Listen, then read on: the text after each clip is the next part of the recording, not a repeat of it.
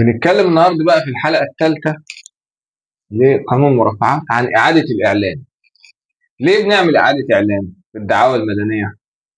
عشان المادة 184 من قانون المرافعات ألزمت المدعي إنه يعمل إعادة إعلان عشان يكون الحكم مقبول شكلا.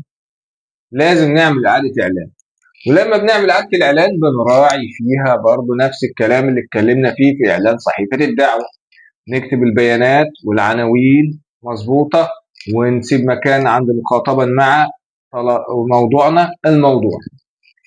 على طول تدخل في الموضوع على طول. إعادة إعلان في الدعوة رقم كذا لسنة كذا، نوعها بقى مدني كذا، والتي كان محددا لنظرها جلسة كذا، ونظرا لعدم حضور المدعى عليه أو من ينوب عنه قانونا قررت المحكمة التأجيل لجلسة كذا لإعادة الإعلان. بناء عليه بكتب الطلبات بتاعتي واجي عند الايه لسماعه إعادة الإعلان والحكم بالطلبات الواردة بأصل صحيفة الدعوة المعلنة قانونا ولا أجل العلم، ولازما توقيع محامي على إعادة الإعلان برضه.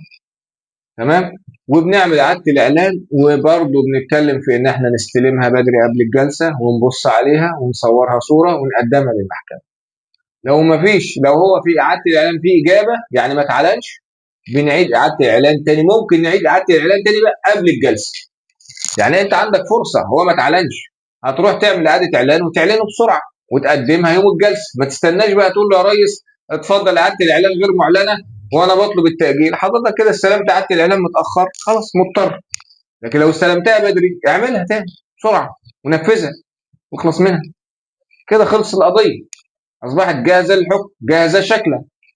فدي إعادة الإعلان، وده مهم الكلام ده حضرتك انك تراجع الكلام ده وتشتغل عليه. شيء مهم في بداية عالم المحاماة.